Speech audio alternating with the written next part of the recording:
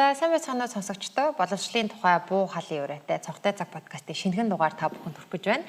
За өнөөдрийн дугаарт маань маш хүндтэй, маш онцгой зочин ирсэн байгаа. Тэгэхээр өнөөдрийн зочин бол Монгол Улсын их хурлын гишүүн Ган Зориг овогтой Лувсан Жамц ирсэн байна. Сайн байна уу, өрсөнд баярлалаа. За маань нэвтрүүлгийн урилгыг хүлээж авч оролцож байгаад маш их баярлалаа. Лувсан Жамц гишүүний хувьд бол та бүхэн мэдж байгаа саяхан цоошин гишүүн болсон мөн мэрэгжлийн хувьд хот төлөвлөгч ба архитектор мэргэжилтэй орчин үеийн яг Улаанбаатар хотод за ер нь Монгол орн дээр амьдарч байгаа хүмүүсийн хамгийн том толгой өвтгсөн асуудлын нэгт бол хот төлөвлөлт болсон. Хотын төлөвлөлтийн чанар өөртөө бидний амьдралд маш ихээр нөлөөлдөг. Ялангуяа манай подкастт өнөөдөр бид хоёрын ярилцах гол сэдэв бол хүүхдэд ээлтэй орчин. Тэгээ бүх насны хүмүүст ээлтэй, хүний хөгжилд ээлтэй орчин яаж төлөвлөлт юм бэ?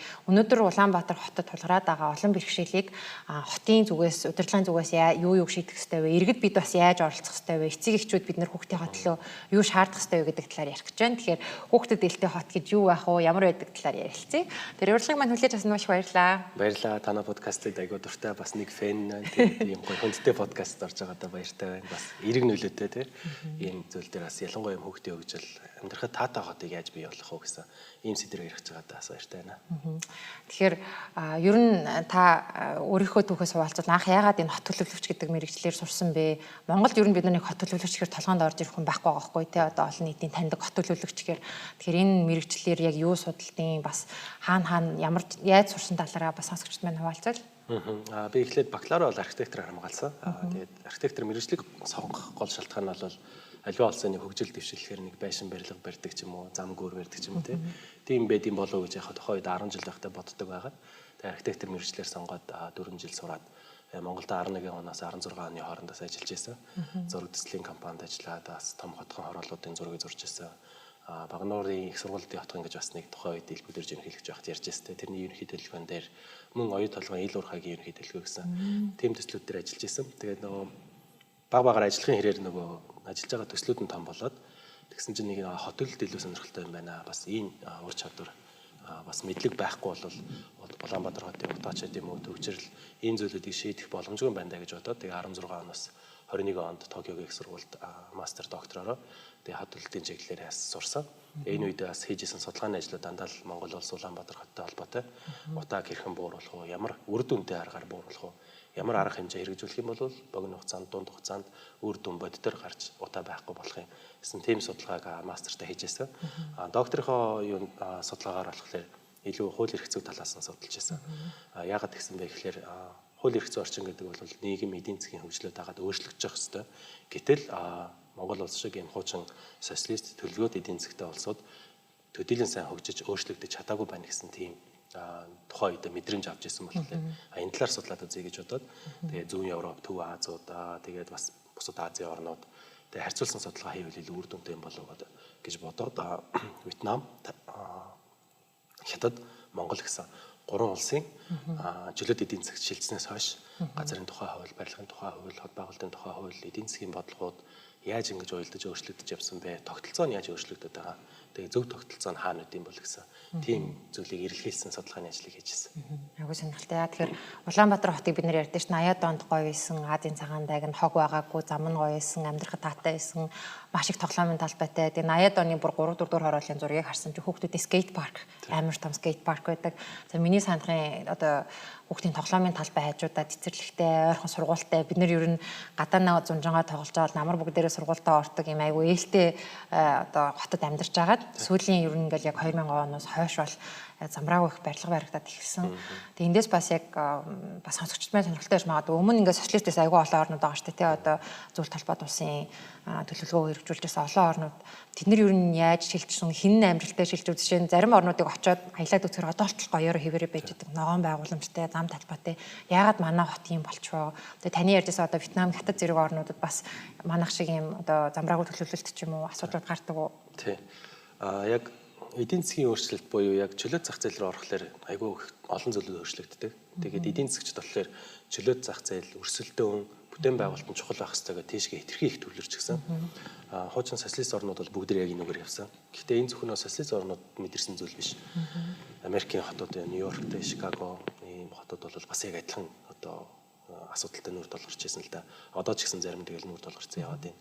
Одоо энэ бизнесийг байгуулъя, тэгээд газрыг цэцэрлэг төрөлнгөөс илүү бизнес байгуулалт эдийн засагт хэрэгтэй наад газраа өгчих гэдэг ч юм уу тий. Яг тийм байдлаар явсан. Тэгээ Европын улсууд ч гэсэн баруун Европод өөрсдөө гэсэн Лондон бас агаарын бохирдол нэлээд хүнд байсан шүү дээ. Өдөртөө бараг 1000-аар нас ордог тийм хүн нөхцөлтэй байсан. Тэгээ тэндээсээ бас ингээд агаарын бохирдол хаанаас үүсээд байгаа юм гэхэлэр эдийн засаг хөгжих ёстой гэдээ хот дотор аягүй олон үйлдвэрүүд бариад үйлдвэрүүд нь маш их утаа гаргадаг. Ялангуяа ингээд хөхрийн одоо агуулмжтай утаа их гаргахлаар тэрнээсээ болоод чийгтэй өдөр хөхрөнд тэрнтэйгээ одоо холилдоод тэгээ уушгинд орохлоор шууд одоо үхлийн хэмжээтэй хор болж ордог тийм байдлаар ингээд эдийн засгийг одоо дэмжсэн бодлогуудыг маш их ингээд хэрэгжүүлээд явхлаар тэнцвэргүүтээд яг нөгөө байгаль орчин хүндээ ээлтэй болж чадж байгаа мó ногоон байгууламж хүүхдийн тоглоомын талбайд хангалттай байгаа мó гэдэг зүйлүүд ингээд хасагдаад эхэлдэг тэгээ Улаанбаатар хотоос яг тэгсэн яг 90-ад оны үед бол ер нь байшин хорооллын хотхнуудын дундор бол байшин барьдаггүй байсан шүү дээ. Хүүхдийн тоглоомын талбайтай сургууль цэцэрлэг нь ойрхон байдаг. Тийм байж хахад дунд нь тэгэл газрыг аваал тараагаал эдийн засаг хөгжих ёстой гэж шууд газар олгоод байшин бариад орон сууц баригдал. Одоо тэгээ тэрнээсээ болоод нэгтаршил их болоод нэгтаршил их болж байна гэдэг чинь хүүхдийн сургуулийн одоо суудлынхын тоон хөрөхгүй, цэцэрлэгийнх нь орныхын тоон хөрөхгүй, эмнэлгийнх нь орны тоон хөрөхгүй гэсэн ийм асуудлууд гарч ирээд байдаг. Хятад Вьетнам хоёр бас яг адилхан. Хятад бол нөгөө нээлттэй хаалганы бодлого гэдэг хэрэгжүүлж эхэлсэн. Вьетнамын үед болохоор доймой гэдэг одоо эдийн засгийн шинжилгээ гэдэг зүйлийг эхэлсэн. Яг тэр үедээ ингээл салбаруудыг салгаж байгаа л хот элдийг тусад нь гаргаж байгаа л эдийн засгийн дэд бүтцийн бодлогуудыг хэрэгжүүлнэ гэж маш том хөрөнгө оруулалтыг хийгээл яваал яасан. Тэгээ нөгөө талаас нөгөө яг эдийн засаг нь бол мэдээж хөгжсөн. Сөрөг үр дагаврууд маш их байгаад байгаа. Одоо манайхан бас хэвлэлээр бас нэлээд явдаг. Хятад нөгөө хүн амьдардаг хотууд бий болчихсон гэдэг тийм. Тэд нар чинь бүгд тийм сүнсөө хотод бий болсон. Тэр чинь нөгөө хүмүүсийн хөдөлთა авах чадварт нийцээгүй бүтээн байгуулалтыг хэтэрхий эрчимжүүлээд хийчихлээр орон сууцыг хөдөлтөж авах боломжгүй болчихдог юм тийм. Тийм асуудлууд гараад байгаа. Вьетнам бас яг адилхан.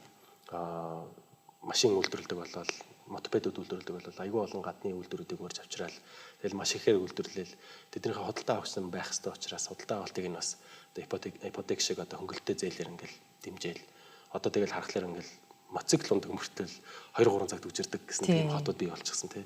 Яг ийм байдлаар ингээд бүх улсууд ер нь бол адилхан ингээд алдаад ирчихсэн. Гэхдээ гол нь алдаан дээрээс суралцаад хаашаа чиглэж явах хэрэгтэй юм бэ? Тогтолцоогоо яаж өөрчлөх хэрэгтэй юм бэ гэсэн зүйлүүдээ бодитоор хэрэгжүүлээд үр дүн төрөөд идэг. Япон улс жишээ нь Токио хот агаарын бохирдол маш хүнд байсан. 2-р дайны дараа 60-ад оны үед одоо 68 онд Олимп зохион байгуулж хахад төгжрөл нь одоо толчихсон. 2-3 цаг төвчөртэй хурдны зам шийтэгддэггүй. Тэгээд агаарын бохирдол нэг машинаас болоод маш их гарчдаг гэсэн тиймэрхүү асуудлууд маш их байдаг. Тэгээд гол нь нөгөө бүх салбарууд хоорондоо уялдаатайгаар нэгдсэн төлөвлөлтийн бодлогоор хэрэгжүүлж явах хэрэгтэй байна гэсэн зүйл рүү бүгд шилжээд байгаа. Сүүлийн үед энэ яаж одоо олон улс дэлгэрч ийн гэхээр Парис жишээ нь 15 минутын хот гээл Мельбурн 20 минут гэж байгаа. Америкийн Портландаас 20 минутын хот гэж байгаа. Тэгээд тэрнийг бас дагаал ингээл Хятадын хотууд Сингапур гэсэн улсууд бас ийшээ шилжээд байгаа.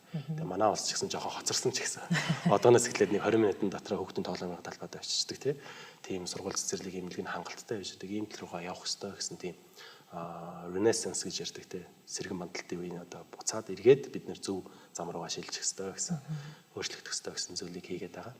Тийм яг нөгөө нэгдсэн төлөвлөлт гэдгийг тантай анх ингээ ярилцж байхад миний амар гайхсан юм юу байсан бэ гэхээр Улаанбаатар хотод яг нэгдсэн төлөвлөлт гэж байд юм уу гэсэн чинь та болохоор одоохондоо юм байхгүй. Одоо бол бараг л хүн дуртай газраа дуртай юм барьж ийн гэж байгаа шүү дээ. Энтэй холбоотойгоор эдийн засаг талаас яг мэдээж ингээл аюул олон орон сууц баригдал янз янзын үйлчлэгийн нэгдэл одоо чинь миний мэдих нэг аюул гой үнэтэй хотхон баригдж дуусах байхдаа яг хотхныхоо доор ингээд машин угаалга нь орж исэн байхгүй. Тэгээ би бол хизээч хүүхдээ машин угаалгатай тэгээ ойрхон байхад ч аюул олон машины хөдөлгөөн нэмэгдэн хий ялгаруулна. Тэгээд нөгөө юм ер нь машин хөдөлгөөн нэмэгдэхээр хүүхдийн эрсдэл нэмэгдчихэд.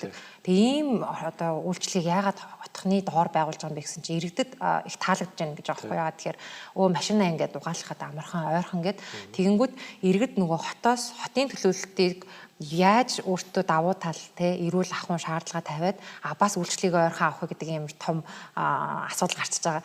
Тэр энэ дээр бас яг мэдээж ингээл бүх үйлчлэгийг хотхныхоо доор хийгээл нэг хоёр давхраа бүгдийг үйлчлэгээ болгоод ингэж болж байгаа боловч эргээ хүртээмжийн тухай ярихаар яг хүртээмжтэй байж чадж байна уу? Энэ хотгон дээр чинь хөгжлийн бэрхшээлтэй, ахмад настай хүүхэдтэй хүмүүс аюулгүй амьдраад тий ойрхон бүх үйлчлэгээр рүүгээ одоо чинь машин унахгүйгээр алхаад орж болж гэнэ үхээр манад яг тийм хотгон маш цөөхөн болчих жоохгүй.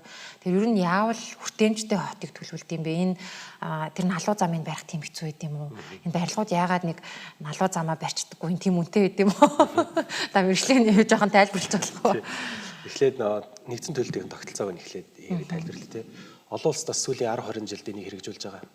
Ялангуяа одоо жишээ нь Японоор жишээ авах юм бол дэд бүтц зам тээврийн яам гэдэг ганцхан яам та. Тэрэн дээр бүх дэд бүтцээ харьцаад цахилгаан дулаан цэвэр бохироос ингээд харьцаад тэгээ замтай цуг бүгдийг харьцаж явчихж байгаа. Тэгээд Монгол болон Хятад ч юм уу Вьетнам ингээд хуучин социалист орнууд ч тэр үедээ баг 20-30 яамтай байсан. Тийм. Тэгээ баг гэр бүлийн яам, тэгээ соён гэгэрлийн яам гэдэг бүр ингээд бүх салбарыг тусдан салгачаад тэгээд тийм бол үр дүндээ хэрэгжүүлнэ гэж бодоод байсан. Гэхдээ аль нь ч одоогийн байдлаар амжилтанд хүрээгүй. Тэгээд эргээд ингээ бүгд нэгдсэн төлөлтийн бодлого орох хэрэгтэй байна. Сая хэлсэн сургууль цэцэрлэг хүртээмж гэж ярьж байгаа. Энэ бүх зүйлүүд чинь нэг төлөвлөгөөн дотор орж ижил бодитоор үр дүнтэйгээр хэрэгждэг юм байна. Хүндээ хүрдэг юм байна. Амьдрахад таатай орчин бий болдог юм байна гэсэн зүйлүүд ороод байгаа. Тэгээд манай улсын хувьд бас жишээ нь ийм байгаад байгаа. Хот байгуулалт барилга орон сууцчлалтын яам дээр цэвэр бохир ус нь явдаг. Эрчим хүчний яам дээр цахилгаан дулаан нь явдаг. Тэгээ зам тээвэр дээр яваад сургууль цэцэрлэгийн боловсролын яам дээр эмнэлгийн эрүүл мэндийн яам дээр ингээд бүгд ингээд тусдаа салчаад байгаа байхгүй.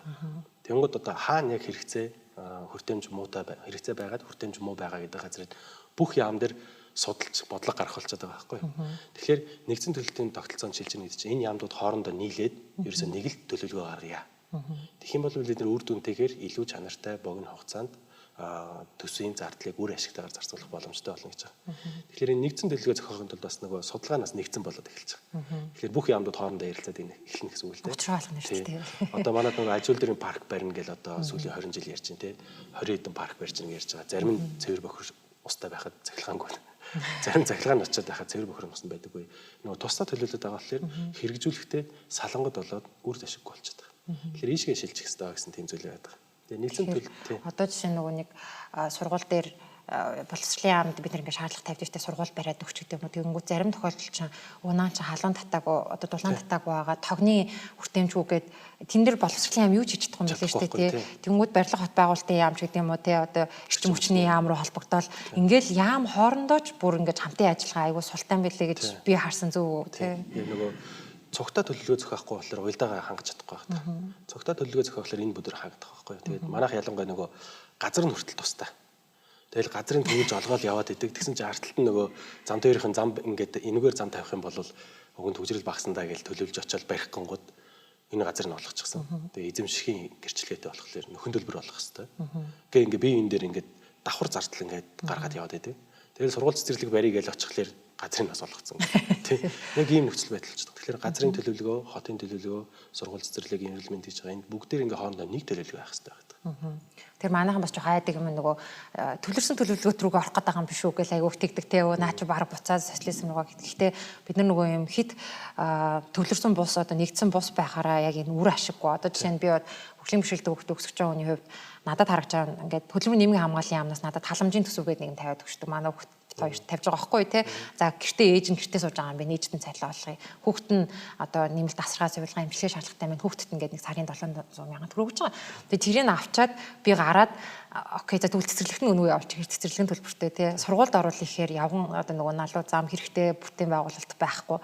За окей тэгвэл эмнэлгийн үйлчлэгийг авъя гингүүт бас нөгөө ойрхон имлэг байхгүй ч юм уу те эсвэл бүр манай хүүхдийн жишээн дээр бол яг манай хүүхдэд шаардлагатай эрүүл мэндийн үйлчлэгээ байдаггүй яа тэгэхээр энийг хөдөлмөрийн нийгмийн хамгааллын яам эрүүл мэндийн яам хоёрын хоорондоо ажилтдаггүй ч юм уу яг ингэж ажиглагдчихсан. Тэгээ эндээс харахаар манай хүүхдэд зориулаад төсөөс бас нэлээд үг мөнгө тавьж байгаа байхгүй чинь хөгжлийн бэрхшээлтэй хүүхдэд боловсролт хамруулах гээд одоо жилийн 10 сая төгрөг болж байгаа. Нөгөө юм чинь цөөхөн хүүхдтэй олон багштай ажилтдаг учраас хувьцах зардал өндөртэй байдаг. Гэтэл миний амьдралын чанар ерөөсөө зэрэг мэдэрхгүй байгаа байхгүй тий. Яг нэгдсэн төлөвлөлт гэдэг бол ерөөсөө төсвийн зохистой хуваарлтыг хэлээд ах шиг байна тий. Тэгээд нэгдсэн төлөвлөлт гэдэг зүйл нь бас нэг сайн давуу талтай. Нэг төлөвлөгөө байхлаэр иргэд оршин суугчид саналаа өгөхөд амар байдаг байхгүй. Яамдуудын одоо 20 30 төлөвлөгөө гараад ирэхлээр чинь дэн дээр алин дээр нь саналаа өгөх юм бүгдэн дээр нь одоо хүн болгооч саналаа өгнө гэх боломжгүй шүү дээ. Тэгэхээр нэг төлөвлөгөө гаргаж ирээл за бүгдээрээ хот юм болёо. Та хэдмээ саналаа өгөөч. Гэт их юм бол яг таны хэлж байгаа хэрэгцээнүүд чинь тухайн орчинд оршин сууж байгаа хүмүүс саналаа өгөх тусгах боломжтой. Тэгэхээр ингээд бүгдээрээ зөвхөн төрөл төлөвлөгөө гаргах гэдэг юм биш. Яг төвлөрсөн төлөвлөгөө гэдэг хуучин социалист бол нөгөө төрөл төлөвлөгөө гаргадаг байсан бол энэ бүр ингээд шинжлэгдээд задраад хэрэггүй гэдгийг ойлголоод иргэд оршин суугчдын оролцоо чухал юм байна. Хорооныхоо хурал дээрээ төлөвлөгөөг танилцуулаад тэнцэн оршин сууж байгаа хүмүүс нь юу хэрэгтэйг нь хэлэлцээд тэгээд тэрнийг нь хэрэгжүүлдэг болёо гэсэн. Илүү bottom up approach буюу оршин суугч төвтэй төлөвлөгөөний тогтолцоо хэлж байгаа. Тэгээ энэ дээрээс бас нөгөө иргэдийн оролцоог оруулахаар яг таны ярьж байгаа асуулт гардаг байхгүй юу? Бид нар хороондоо цэцэрлэг байруулмаар байна гингүүт хорооных нь одоо засаг дарга, дүүрийн засаг дарга сонсно. Гэвч тэр хүн тэр газрыг гаргаж өгөх ямар ч хэрэг мэдл байхгүй тий. Тэгээ яаман дээр очиод ярангууд яам болохоор наача одоо жишээ нь хорооны мэдлийн асуудал байна ч гэдэг юм уу тий. Биднэрт ингээ яг хин таантуу гэдэг айгүй ойлгомжгүй байдаг. Тэгээ ер нь ингээд бодоод үзэхээр ингээд за бас зарим хүмүүс ингэдэг айгүй одоо эрх чөлөөтэй байх хэрэгтэй хүн ер нь хоттоо хаана юугаа байрна гэдэг хүний эрх гэдэг ч юм уу тий Нью-Йорк хот бараг төвдөө цэцэрлэг байгуулсан эрх чөлөөгөө гэдэг ч юм уу. Гэхдээ яг нөгөө хүртээмжтэй хөгжил гэж таны бодлоо яг хот төлөвлөлтөн дээр бухаар юу олж ирдэг вэ? Энэ бас салбар яаж хөгжсөн бэ? Жишээ нь бусад орнд бид нар явхаар бүх хүн нийгмийн амьдралд оролцоо явж идэг те тэр хэмцэртэй байна уу, хараагүй байна уу, сонсголгүй байна уу, хөгшин байна уу, залуухан дөнгөж төрсэн ээжүүд хүртэл ингээд явж идэг. Гэтэл өнөөдөр бид нар яг хүүхдтэй бага насны хүүхдтэй ээжүүдийн хувьд бол машингүй бол гэрээсээ гарах хэцүү. Яг үнэ гэлэхэд тэг гэрийнхаа гадаа сайхан очиод салхилаа ихээр машины сигнал дуграал машинууд хажууд хаазлал айлсгүй бол хажуухны караоке ажиллаж идэг ч юм уу те өдөр дуу хангиналаас яг тийм орчинд хүүхд төсөх айгу таагүй. Иймэрхүү асуудлууд гараад идэг. Тэгэхээр яаж одоо хотын хэмжээнд хүртээмжтэй хөгжлийг төлөвлөлт юм бэ? Тийм хүртээмжтэй гол нь нэгдүгürt бас хэлсэн иргэдийн оролцоо. Яг хаана ямар асуудал тулгараад байгаа манай ч айгу төвхтэй нөгөө явган зам нь явж байгаа дундаасаа тасарчдаг. Тэгээд явган зам нь өөрөө айгу пандус өндөртэй пандус гэж налуу зам нэг огцомж байт юм уу тий. Тэгээ бордюр нас айгу өндөр гараад ирдэг ч юм. Тэр болгон чинь ингээд нөгөө universal design гэж олон улсад ярьдаг. Энэ зүйлүүдийг хангахгүй байгаад байгаа. Тэгээ манад яг юу гэх юм universal design гэж хэлэхлээр нэг барууны ч гэдэм үү мөнгөтэй улсууд ингээ хийдэг хэрэгжүүлдэг тийм юм манад одоо эрт байна ч гэдэм үү тий. Бид нар тийм баян биш. Мөнгө нь байхгүй гэж яриад байдаг. Ясмэн дээр бол яг universal design бол бараг барилгын одоо нийт өртөг зардалд эзлэх хүн бол нэг өвч өрөхгүй. Маш бага зардлаар хийх боломжтой. Гол нь нөгөө хаана юуг хийх вэ гэдэг нь л чухал байгаад байгаа. Тэгээд universal design ингээ яаж үүссэн бэ гэдгийг нь бас түүхэн ярил сонирхолтой болоо гэж бодож байна. Нэгдүгээр дайн, хоёрдугаар дайн дуусаад төр бол аливаа улсынтай барууны улсууд бүгдээрээ л бүх залуучуудыг л цэрэгт явуулаад бүгдийг ингээл явуулаад буцаагаал тэгэл дайн дууссан. Баахан хөгжлийн бэрхшээлтэй гэж одоо манайхад тэгж нэрлэдэг байдаг. Би тэгж хэлэх жоохон дургүй нэршлэн угаасаа буруу. Тэгэхээр нөгөө гаргүй болцдог ч юм уу, хөлгүй болцдог ч юм уу тий. Тэгээд яг нөгөө өмнөхтэйгээ адилхан нийгмийн амьдралд эдийн засгийн оролцоо нь хязгаарлалт болоод эхэлсэн. Тэгээд яг нөгөө төр нь өөрөө цэрэгт явуулчихсан, тийм болгочихсон хүмүүсийгээ одоо халамжлах хэвээр, хангах одоо хангамж өгөх хэвээр, тэтгэмж өгөх хэвээр гэсэн тийм бодлого эхлээд баримталсан байгаа тий. Тэгээ одоо жишээ нь зэрэг цолноос нь хамаарад ингээ сар болгон тэдэн доллар болгон ч юм. Тийм зүйл хийгээд эхэлсэн. Гэтэ тэр хүмүүс ихэнх нь архичин болсон байхгүй. Яагаад тэгэхээр нөгөө нийгмийн амьдралд оролцох гэхлээр тэрэгцэртэйгээ явах гэхлээр явж болдоггүй. Бараг ихэнх байшин шаттай, одоо лифтгүй байдаг ч юм уу те. Тэгээд олон нийтийн үйлчлэгээний барилга байгууламж нь ийм налуу зам нь байдаггүй. Тэгэхээр хичнээн нөгөө өндөр хэмжээний тэтгэмж авч исэн ч гэсэн нийгэмд оролцоогүй болоод тэгэхээр хүн ганцаардаад тэр хүн ганцаардаад эхлэхээр тэрний ард байгаа гэр бүл нь бас ачаал болоод тэгээ ингээд нийгэм тэр чигээр ингээд одоо сөрөг юулгаа уур амьсгал руу ингээд ороод эхлээд тэгээ тэрнийг нь хотод үйлчлэгчнэр, архитектор, инженерүүд ингээд энэ болохгүй юм байна. Тэгээ нийгмийн талаас бас адилхан сургууль цэцэрлэгийн багш нар нийгмийн ухааны хүмүүснээс адилхан. Гэхдээ яагаад ингээд хүүхдийг заавал аав ээж нь байн хөргөж өгцөөж ингээд хараа хяналтан дотор байлахаар тэр хүүхд чинь ч гэсэн ганцаараа тогломоор л байгаа штэ. Тийм зүйл ингээд болохгүй байна. Хүүхдийн тоглоомын талбай нь хүртэл хүүхдэд зориулсан accessibility гэж ярьдаг. Тэр нь муу байна гэд. Тэгээ ийм зүйл рүү шилжих хэрэгтэй байгаа гэд. Тэрэндээ илүү их зардал одоо тэтгэмжээ одоо жоохон тодорхой хэмжээнд багасгаад илүү нийгэмд оролцох оролцоог нь дэмжиж өгье гэсэн. Тийм одоо бодлогод хэрэгжүүлж эхэлсэн. Тэгээ энэ явсаар гад нөгөө нэг энгийн зүйл болчихсон. Анх бол яг нөгөө нэг special design ч юм уу, universal design ч юм уу нэг тийм нэр устай тустай юм байдаг юм шиг. Тэр нэг хүний амьдралд, нийгмийн амьдрал ороод ирсэн чинь маш том өөрчлөлтийг гаргаж ирсэн л дээ. Жишээлбэл одоо чидингийн унтраалга байдаг шүү дээ. Анх бол нэг юм жижигхэн нэг юм юмтай ингээ хурууг л дарах боломжгүй тий. Хуруугүй хүн бол тэрнийг одоо асааж унтрах боломжгүй байсан. Тэгээд universal design гэдэг өргөн хэмжээгээр ингээд үйлдвэрлэлийн технологи төр хүртэл ороод ирэнгүүт ийм том хавтгаал дүрлжин болсон шүү дээ. Одоо тэгэл дарахад жамаар хинч байсан дарчдаг хүүхдүүд ч дарахад амархан тийм болж байгаа. Тэгээс одоо угаалт орны холигч байдаг тий. Холигч ингээ халуун хүйдэ устдаг хоёлыг эргүүлдэг байх хэвээр. Хоёр гартаа 5 хуруутай хүнэл ашиглаж болохоор байсан. Тэрнийг ингээ нэгтгэхэд ганцхан юм болчиход байгаа шүү дээ. Ингээд дээш нь өргөлд хоёр дээш нь бол халуун хөтөн болгочтой тий. Тийм байдлаар ингээд индастри буюу ингээд үйлдвэрлэлийн салбарууд нь хүртэл өөрсдөө тийм болоод ирсэн. Тэгээ тэр нь энгийн зүйл болоод эсрэгээр олноор үйлдвэрлэж байгаа болохоор илүү хямдхан болчихсон. Энгийн одоо хоёр карантинаас одоо нэг юм одоо хямдхан байгаад байгаа. Яг үнэ хэлэхэд тийм шүү дээ тий зарж багтаа тий. Материал багтаа зарж багтаа юм чи тий. Тэгээ ингээд нөгөө эдийн засгтаа ч гэсэн өндөртэй нийгмийн оролцоонд орох боломжтой ялангуяа зөвхөн нөгөө хөгжлийн бэрхшээлтэй хүмүүс биш. Ахмад наснууд ч гэсэн ашиглахад амархан болчихж байгаа. Дээрээс нэмээд одоо ээж нар тий хүүхдэд тэрхэн дээр түрээд явж байгаа ээж нартаас амархан. Тэгээ энгийн одоо эрэгтэй одоо хижээл нас эрэгтэй хүн байсан ч гэсэн татаалахгүй тэртэй ашиглаж байгаа татаалахгүй. Тэр хүнийг хохирохгүй шүү дээ. Хинч хохирохгүй байхгүй тий. Тэгэхээр нөгөө инклюзив гэж яриад байдаг. Бүх одоо нийгмийн бүх хүмүүст л одоо оролцоог нь бүрэн хангаж өгсөн ийм дизайн байх хэрэгтэй гэдэг. Тэгээ сайн төлөвлөгөөн дээр ярьж байгаа тэр төлөвлөгөөн дотроос тэрийг оруулж өгөх хэрэгтэй. Яг бид нэр одоо хүмүүс ингээд тайгаар саадгүйгээр зорчих боломжтой барилга байгууламжийн хувь нь хэд байгаа юм бэ гэдэг. Одоо жишээ нь манай одоо төсвийн нэгдүгээр хасралт гэж байдаг. Тэрэн дээр тийм шалгуур зүйлд бас байдیں۔ Одоо манай орон даяар бүх хүнд таатаа ашиглаж болохоор олон нийтийн барилга байгууламж нь ерөөсөө 12% байгаад байгаа. Энэ өөртөө сая хэлж байгаа таягтай ахмад настай хүмүүс тэргээд үрж байгаа ээжүүдэд ингээд саад болоод ингээд өдөр тутмын стрессийг мэдрүүлээд байгаа байхгүй. Тэгэхээр энийг нь бид нэг ингээд аль болох одоо 20 30%, 50 60% ингээд одоо жилээр ингээд зорилтуудад тавиад хийгээд явах боломжтой. Сая хэлснээр тийм өндөр зардал гардаггүй. Боломжтой дандаа шийдэл бол энгийн л байдаг. Тэгэхээр тэр энгийн зүйлүүдээ хийгээ явах юм бол нийгэм бол богино хугацаанд тэр илүү гоё эерэг те өөдрөгөөр ингээд таатайгаар хоттой амьдрах орчин бүр төвлөх боломж бол бүрэн байгаад байгаа. Би болохоор нөгөө зардал их болохоор одоо чинь барилгын компаниуд налуу зам ихээр манад бол яг түгээмэл юм нь маш огцом налуу зам хийдэг. Тэгээд нөгөө өргөн биш хит нарийнхан тэгээд бариулгүй ч гэдэм үү те. Айгуу тийм налуу замны стандартаа хүртэл барьдаггүй нь би мөнгөө хэмнээд байна л гэж ойлгодог гэсэн байхгүй юу.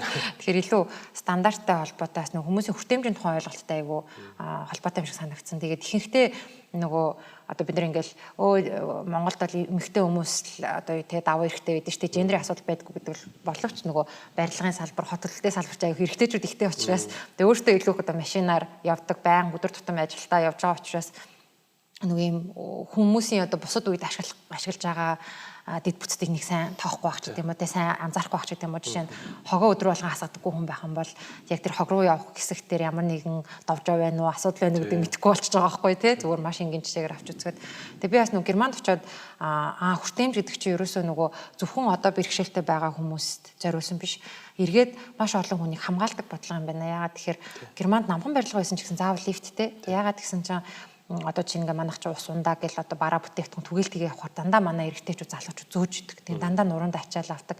Гэтэл тэнд болохоор хүмүүсийн эрүүл ахуйг хамгаалаад хөгжлийн бэрхшээлийг нэмэгдүүлэх хүртэл насанд бас одоо нуруу нухсны гэмтлээс бууруулахын тулд бүр журмаараа алтан байгууллагууд хэдэн килограммаас дээш бол заавалчгүй тэргээр одоо хүмүүсийн зөөх ёстой. Тэг бүр ажилтан хүртэл өөрөө ингэж хүнд юм авч тавих юм бол тэрийг эрүүл мэндэд тэг аюулгүй байдлын эрсдэл гэж үзээд бүр торгодог ч юм уу те болохгүйгээд Япон бас тийм билээ штэ те бүр юм аюулгүй байдал энийг яагаад хийгээд энэ ингээд 2хан давхар барилга байж иж лифттэй гэдэг нь бүгд тэрэг төрөх хэвээр манайг болохоор ингээд хичнээн хүнд юм байсан ч гэсэн төрийн ордон руу хүртэл ингээд харж байхад чаа одоо болтол тэрэгцэртэй ороод ингээд бүрэн зорчих боломжгүй байдаг ч юм уу те одоо ч боломжгүй байх те одоо ч гэсэн боломжгүй сая хэлж байгаа нөгөө өндөр зардал ерөөсөө гардаггүй гол нь нөгөө стандарт бол манайдас байгаад байгаа universal design гэдэг одоо нэр нь аяга муухай тахирдтуу яасан юм гэсэн стандарт уг нь барилга дээр байгаад байгаа. Тэрнийг хэрэгжүүлдэггүй шалтгаан зүгээр нөгөө яг хэрэгцээ байгаа үгүй гэдгийг нь зураг төсөл сурж байгаа хүн, барилга барьж байгаа хүн, тэр барилганд хөрөнгө оруулж байгаа хүмүүс нь өөрсдөө мэдэрхгүй байгаа байхгүй. Тэгээ яг хэлсэн нөгөө уг нь ингээд иргэдийн оролцоотойгоор ингээд явдаг болоод манай амьдарч байгаа хорон дотор зүгээр нэг хүн шиг гудамжаар яваад ядаж дугуй унаад явхад боломжгүй байж тээ тий. Алхаа бай гэхээ. Тэгээ бүр тэрэгцэртэй гэх юм бол бүр боломжгүй болчихж байгаа. Тэгээ хүүхдийн тоглоомын талбай нь ингээд өндөрлчихсэн шаттай байнгут ээжүүд чинь тийшээ хүүхдээ одоо тэрвэрч гарна эсвэл тэргийг бас ингэж өргөж гаргах тийм хэрэгцээнүүд үүсээд байгаа. Тэгээ нөгөө гол нь ач холбогдол өгөхгүй байгаад байгаа. Тэгээ нөгөө талаас худалдаа авагч нарын ч гэсэн тэрнийг нэхэхгүй шаардахгүй байгаад байгаа. Зүгээр ингээл би ингээл байдаг л зүйл орон сууцтай болж байгаа нэг юм даа гэж бодоол тэгэл орчдог ч гэдэм үү. Тэгэхгүй чи нөгөө шаардлага тавьж явах хэрэгтэй. Шаардлага тавихлаар чи одоо юу гэх юм одоо хэр баргийн үйлчлэгийн газар чинь шаардлага тавихлаар бас авдаг болчиход байна шүү дээ манай нийгэм чинь тий. Тэгэхээр тэр шаардлагуудаа маш сайн тавьж явах хэрэгтэй. Тэгээд нөгөө өндөр өртөгтэй гэж бодоод идэг. Налуу зам бол зүгээр шинээр тавихад үсрээл 10 сая төгрөг л болно нэрнгээсээ. Тэр 10 сая төгрөгийг чи гаргачих боломжтой шүү дээ. Ялангуяа одоо олон нийтийн үйлчлэгээ ихтэй одоо супермаркетчуудад тийм үү тий. Тийм газарт хийчихэд амархан хийчих боломжтой. Сая нөгөө ээлжид бус чуулганаар шинэ парламентаас айгүй хэрэгтэй хууль баталсан. Тэр нь болохоор аж ахуйн нэгжийн орлогын албан татрын 1% хөнгөлнө гэж байгаа. Борлуулалтын орлогоор 1% хөнгөлнө гэж байгаа. Гэтэ тэр нь ямар ажил хийсэн бол гэдэг дээр нь яг ийм хөгжлийн бэрхшээлтэй иргэдэд зориулсан одоо сайжруулах ч орчныг сайжруулах ч гэдэм үү эсвэл сургууль зохион байгуулах эсвэл ажлын байранд авах ч гэдэм үү тийм зүйлүүдээр их бол татвараас хөнгөлнө гэж байгаа. Тэгэхээр энэний журам нь одоо сангийн амнаар боловсруулж байгаа. Энэ ингээд хэрэгжээд эхлэх юм бол одоо энгийн жишээр бол ийм арт бол айгүй амархан хийчих болно. Ийм арт бүгд одоо орох боломжтой үг нь бол мэдэхгүй байна. Миний мэдхээр одоо сансрын ийм арт бол айгүй том шатаар л гарч ордог юм байлээ. Тэгэхээр нөгөө одоо ихтлгүүрчүүд юм хаанчууд тийм ялангуяа борлуулалт ихтэй газрууд тэрнийхээ 1%-аар нь ийм налуу замыг гаргацдаг юм уу шаардлагатай тохиолдолд лефтийг нь хийж юм уу тэр зардлыг universal designer хийх юм бол татвараас хөнгөлүүлэх боломж нь бас бүрдчихэд байгаа. Тэр нэмж тэрийг төлөх биш татвараас л тодорхой хэмжээнд төр дөхөөсөн мөнгөөрөө л өөртөө иргэдийнхаа хүртэ хэмжээг нэмэгдүүлж. Тэр л яг нөгөө татварын бидний гол авах давуу талт тийм шүү дээ. Бид нар татвар төлөнгүүд тэрүүгээр дамжуулж хүртэ хэмжээ нэмэгдэх асуудал яригадаад байгаа. Энэ дээр бас нэг нийтийн тээврийн талаар бас та жоох ингэж яриад одоо ингээ манай хот бол машин төвтэй хот. Тэгээ ихэнх иргэдийн хүсэж байгаа зүйл бол илүү зогсоол, тэгээ илүү зам. Тэр байтугай одоо 1-р хорооллын хуучны ингээд 19 дугаар байр, 8 дугаар байр голтой айгүй том тоглоом талбайтай машин ордог байсан. Гэтэл сүүлийн жилүүдэд нөгөө иргэд тийм том тоглоомын талбайнаас илүү биднэрт машины зогсоол хэрэгтэй байна. Тэр бас ойлгохоор зүйл байхгүй яа. Тэр ихэнх нь ажлын байрлалгаа өөрийнхөө машинаар явдаг. Яа тэр манай нийтийн тээврийн хүртээмж муу, чанар одоо нөгөө замын оптимизац жоох юм уу тий. Тэгэнгүүт одоо энэ машин төвтэй хотыг бид нэр цаашдаа улам нэмэгдүүлээл байх уу эсвэл нийтийн тээвэр үү. Тэгээ ер нь нийтийн тээвэр бас хүртээмжтэй байх талаар миний одоо ойлгож байгаагаар би бол Германд амьдарч байсан, Америкт амьдарч байсан. Би хүүхдээ түрээд хүссэн газартаа нийтийн тээврээр хүрч болно. За өдрийн ихтэй нэг $4-5 юм уу еврогоор тий. Америкт бол яг нийтийн тээвэр муутай учраас би заавал машин барих хэрэгтэй болдог. Тэнгүүд л миний одоо өдөр тутам ялгаруулдаг одоо нөгөө хий тий байгалийн хаягдтал за тэгээд хотод нэмэгдэж байгаа ачаал нэмэгдээд эхэлж байгаа. Гэтэл Европт амьдрахаараа би аюу хариуцлагатай иргэн болчихж байгаа тий. Тэр хаана амьдарч байгаагаас шалтгаалаад би хүртэл хүүхдтэйгээ хөгжилд одоо эерэг зүрх зүйлсийг хийж болж байгаа байхгүй. Жишээ нь Европын орнуудад бол музей бол заавалчгүй автобусны бодолтой ойрхон байх хэрэгтэй гэж журам байгаад идвэсэн. Ингээд яа тэр нийтийн талбай учраас нийтийн тээврээр очих хэрэгтэй. Одоо манайд ингээд их тэнгэрийн хайжууд музей барина гэж байгаа байхгүй. Тэгвэл нөгөө даригт байгаа хүүхдүүд, за яарамгийн эцэст байгаа хүүхдүүд, малахт байгаа хүүхдүүд яаж тийшээ үндэлбэрөөр зорчих вэ гингүүд нийтийн тээврээр нэмэгдүүлэх болж байгаа байхгүй. Тэр ер нь таны хувьд ингээд хот төлөвлөлт орчин үеийн тренд машин төвтэй, нийтийн тээвэр төвтэй аль руу нь ер нь явж байна? Энэ нэг ийм зүйл байгаад байгаа. Хот төлөлтийн салбар бол ер нь бол эдийн засгийг дэмжих салбар сая хэлсэн бүтээмжийг дэвшлүүлээд зохистой төлөвлөлттэй одоо universal design бүх иргэд оршин суугчид нийгмийн оролцоонд бүрэн хангагдах боломжтой ажил хөдөлмөр эрхлэх боломжтой ийм зүйлийг хийх гээд байгаа нь эцсийн гол зорилго бол эдийн засгийн хөгжрүүлэх яваад байгаа. Гэхдээ барууны орнууд ялангуяа машин үйлдвэрлэдэг улсууд тэр нэг нөгөө талаас нь ашиглаад эхэлсэн байхгүй. Одоо ер нь барууны орнуудын хот төлөлтийн арга барилыг сая Америкийг жишээ яллаа шүү дээ. Нөгөө машин үйлдвэрлэдэг улс учраас машин явах хотыг л төлөвлөдөг, бүтээдэг байхгүй. Тэгээд тэрнийг хөгжиж байгаа орнуудад тэрнийг тулгаад идэг байхгүй. Яагаад тэгэхээр тэд нар нөгөө машина экспортлох гэдэг байна шүү дээ. Тэгээд одоо гадны одоо яг бүх экспертүүдийг гэж хэлэхгүй. Гадны одоо ийм зөвлөх үйлчлэг энэ төр хурж ирэнгүүтээ танах зам бага юм биш үү? Замаа их бариач. Зам дээр машин багтахгүй байгаа юм чи та нар замаа их барьчих юм бол машин багтаад гоё явчих штэ гэдэг. Гүүрээ барьгаа. Тийм зөвлөгөө өгөөд идэг. Яг таны хэлж байгаагаар нийтийн тээвэрлэлийг бид нар шилжих хэрэгтэй. Бидний өгөгдөл угаасаа тийм. Улаанбаатар хотын хувьд бол 4 уулын дунд байдаг. Хэвтээ одоо урт байрлалтай төлөвтэй хот тийм. Тэгэхээр энэ өөрөө олон зам барих боломжгүй шүү дээ. Энэ хэвтээ нарийнхан юм чинь. Маш бага талбай байгаа шүү дээ. Бага талбайтай тийм. Тэгэхээр тэрэн дотроо бид нар нийтийн тээврийг хөгжүүлэх хэрэгтэй. Тэгэхээр одоо нэг олон сонголтод нийтийн тээврийг хөгжүүлнэ ингээд метро, трамвай гэж яриад байгаа шүү дээ. Тийшээ шилжих хэрэгтэй. Энэ дээр эдийн засгийн өрөө гэж бас маш их байгаад байгаа. Машин гэдэг зүйл бол хэрэглээ. Машин их байх тусам бензин хэрэглэнэ. Илүү олон хүн дэрний машин жолоод болохоор илүү олон хүний цаг хугацаа тэрэн дээр өргөдөнө. Нийтийн тээвэр болохоор 100 хүн машин барьсан нэг нийтийн тээврийн жолоочтой л бай хэл дээ. Тэгэх юм бол тэр чинь нөгөө үлдсэн 99 дахиад илүү одоо өөр ажил хийх боломжтой, илүү чөлөө цагтай тий орлогоо нэмэгдүүлэх боломжтой. Тийм чиглэлээр явж байгаа. Тэгэхээр манайх шиг ийм улсууд бол нийтийн тээвэр дээр төвлөрөх хэрэгтэй. Тэгээ сая хэлсэн нөгөө нэгдсэн төлөвлөлтийн тогтолцоо гэдэг байгаа шүү дээ. Тэрэн дотор нийтийн тээврийн төлөвлөгөөнөөс цуг явж байгаа хэрэгтэй. Иргэд оршин суугчдын оролцоо гэдэг дээр нь аль хороон дээр автобусны буудал байхгүй байна. Тэр нь иргэд оршин суугчдын энэ бид нар ингээд автобусны буудал энэ чиглэл рүү байх юм бол би автобусаар биш, машинаар биш, автобусаар явах боломжтой байна.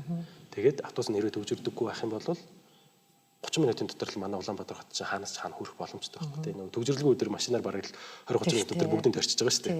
Тэгэхээр хэрвээ бид нэг машин төвтэй биш нийтийн тээвэртэй буюу яг хэмнэлтийг дэмжиж байгаа, үр ашиг, бүтээмжийг дэмжиж байгаа энэ бодол руугаа шилжих хэрэгтэй. Тэгээ гол нь сая хэлсэн иргэдийн оролцоо, тэгээ нөгөө стандарт гэж байгаа. Яг нөгөө олон нийтээр үйлчлүүлдэг барилга байгууламж дээр автобусны буудал байгаа мó.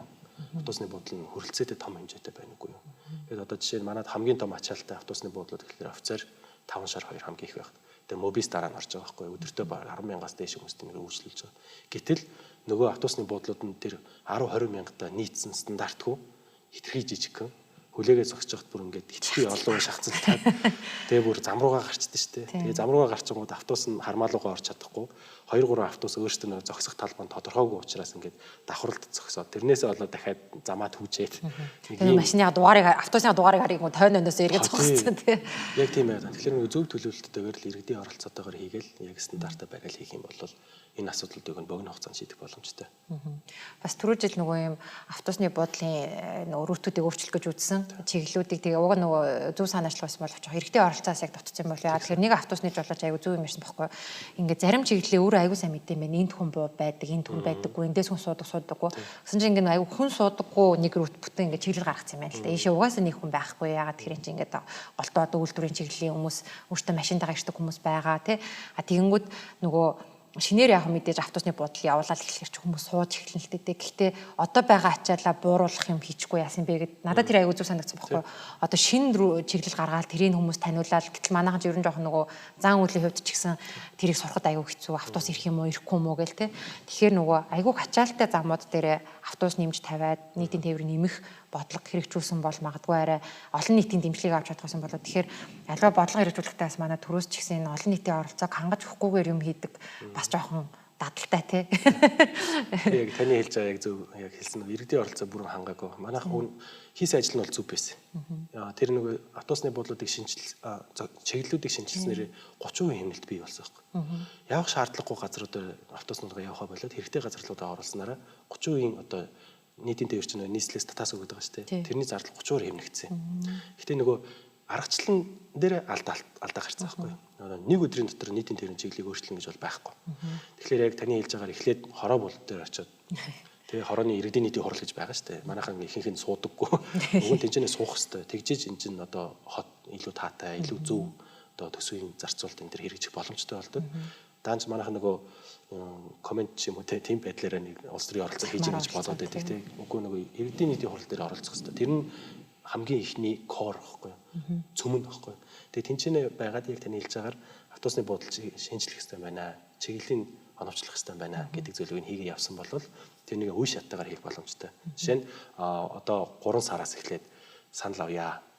2-3 төрлийн чиглэлүүдийн маршрутыг нийслэлээс гаргаж өгөөд тэгээ тэрэн дээр санал авч байгаад энэ хэрэгтэй хэрэггүй эсвэл энэ ч байхгүй байгаа нэмэх хэрэгтэй ч юм уу тий. 2-3 сценарио гаргаж байгаа. Тэрнийг бас саналуудыг авч байгаад за 7 сарын 1-ээс энэ чиглэлүүдийн автобус шинээр явж эхэлнэ. 9 сарын 1-ийн хүртэл та хэдмэ дадчихаач гэсэн тийм байдлаар ингээд үе шаттайгаар иргэдийн оролцоог 2-3 удаа оролцуулж саналыг авч хийх хэрэгтэй. Олон улс яг хот төлөлтийн нийтийн тээврийн чиглэлд үйлчилж яг ингэж явдаг. Төлөвлөгөө батлах байгаа бол 2 удаагийн олон нийтийн оролцоог хангаагүй байх юм бол төлөвлөгөөг нь баталдаггүй. Хуулиндаа тэгээд тусгацсан. Тэнгууд нөгөө төлөвлөж байгаа хүмүүс инженер гэдэг юм те тэр бүгдээр ингээл юм л болчихвол нөгөө иргэдийн нийтийн хурал дээр начаад та нар хурж ирээ саналаа өгчөөч. Хойноос гүөх саналын хойноос гүөх гэж тийм саналыг авах гэдэг ингээд та энэ дээр яачаад юм юм ингээд энэ нөгөө төр нь өөрөө ингээд иргэдийнхаа саналыг сонсох гээд араас нь ярьдаг байхгүй. Манайх болохоор ингээд шууд нөгөө иргэдийн оролцоог ингээд хэд байгаа гэсэн нөгөө стандарт байхгүй шууд хуулиар ингээд засаг дарга нь баталж боллоо гэсэн тийм гаргаж байгаа тэгэл шууд ингээд өөрийнх нь эрх мэдлэмж чинь тэр нүгээр баталж байгаа. Тэгэхээр гол нь нөгөө энэ эрхийг л олон нийтэд буюу оршин суугчдад олох хэрэгтэй. Энэ ажлыг хийх хэрэгтэй. Тэгээд таны яг сая хэлж байгаа энэ нийтийн тээврийн чиглэлийн оновчлол гэдэг ажлыг миний одоо хийх ажлын төлөвлөгөөнд байгаа. Яг хэлсэн нөгөө AI big data гэж ярьдаг те. Нийт мэдээллүүдийг одоо манайх чи U-money гэдэг нөгөө автобусны карт байгаа шүү дээ. Тэр нүгээр ингээд датанууд нь цуглуулсан байгаа. Одоо сая сүүлийн үед бас мандуул орлогч дарга байхад бид хоёроос хамтарч хийгээд зөвхөн U-money-гоор суудаг байсныг банкны картаар суудаг болохгүй бол энэ чинь бас хүртээмжийн асуудал учраас зарим хүмүүс U-money-тэй зарим нь байхгүй, зарим газар U-money-г нь зардаггүй, цэнгэлдэггүй гэж нөгөө нийтийн тээврийг ашиглахад таата байдлыг нь хангаж өгөөгүй учраас бүгдээрээ төвг машиндаа суучаад байгаа. Тэгэхээр хинч таатаагаар шууд ашиглах боломжтой ийм тогтолцоо бүрдүүлээгээд нэлээд олон юм шинжилгээ ажлууд хийгдэж байгаа. Тэгэхээр энэ чиглэлийг оновчлоод автобус нөөрэд төгжирдөггүй болдог ажлыг төлөвлөлт хийж байгаа. Ер нь тэгээд нийтийн тээвэр гоё хүртээмжтэй болчихоор машин барих ч өөрөө хаана аваачаа тавих уу. За бүр ингээд ойрхон угаалгах гэдэг ч юм уу те. Айгүй их юм асуудлууд байгаа байхгүй. Яг бид нар өнөөдөр ингээд машин төвтэй байж болох. За ялангуяа хүүхдтэй хүмүүсийн хувьд би ингээд нөгөө жоохон одоо судалгаа хийхгүй ягаа хүүхдээ автобусанд суулгах юм ба одоо жишээ нь айгүй олон сургуульч автобустай болцсон. Тэгээ ягаа хүүхдүүдээ автобусандаа суулгахгүй байх уу эцэг ихээс асуусан чинь нэгт болохоор автобусанд ер нь л сургуулийн автобус гэдэг бүх оронд ер нь бол нэг цаг маг явдаг. Олон хүүхдийг замаар авдаг учраас нэг цаг. За ерөөдөө нэг максимум 45-аас 60 минут байлгах юм билээ. Ингэнгүүт ингээд 45-аас 60 минут хүүхдээ автобусанд суугаад айгүй ядардаг аа би хүүхдээ ингээд ая тухтай өөрхөн машиндаа суулгамаар байна. Ая тухыг тий хоёр нь болохоор аюулгүй байдал ярьж байгаа. Өглөө ингээд манайх ч одоо хүүтэй ороо учраас 6:45 гээл 7 гээл хүүхдээ гаргахаар харанхууд би хүүхдээ гаргачаад санаа зовоод идэм. Өөрөө гардыг баг явцсан амар гэж. Тэгээ гурав дахь асуудал нь юусэн чинь аюух газар дээр нөгөө автобус хүйтэн байх гэдэг жоохгүй юм манайх. Тэгэхээр хүүхдээ автобус гэдэг чинь өөр аюу ая тухтай аюулгүй байх хэвээр. Тэгээ дөрөвт аюу инээдтэй асуудал гардаг нас нөгөө автобусны жолооч нарын харилцаа хандлагын асуудал гарч ирдэг. Хүүхдээ ажилдаг жолооч гэдэг бол одоо хөгжилтэй орнуудад хүүхдээ маш ээлтэй харьцдаг ийм хүмүүс эдэг. Манайх ингээл янз янзын хүмүүс жолооч таарах юм бол тэрнээс болоод одоо хүүхдээ авсан суулгамааргүй байх гэдэг ч юм.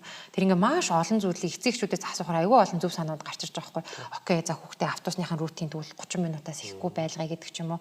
Эсвэл автобусны дулааныг заавал хангаж өгье. Хэрвээ дулаагаа автобустай болчих юм бол аюу олон хүүхдүүд илүү машинаар биш автобусаар явах боломжтой байна гэдэг.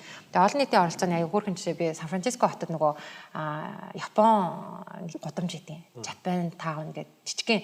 Тэгээ тэнд ингээд нэг юм гүүрийг ямар өнгөөр бодох уу гэд санал авч ирсэн байхгүй. Тэгээ нэг нь болохоор мача ногоон гэд нөгөө Япон соёлыг хадгалах гад нөгөөх нь болохоор юм бүх ягаан өнгө тэр нь бас нэг Японы айл 90 үеийн нэг тийм жоохон их ашигладаг байсан өнгө юм байна л да. Тэгтээ юм гоё ягаан одоо тэгээд энэ хоёр өнгөн дээр бид нар санал авч байна. Та ингээд зүгээр л яг тэр гүүрнийхээ хажууд юм том самбар хатцсан тэрэн дээр ингээд стикер наа аль өнгөө дэмжиж байгаа.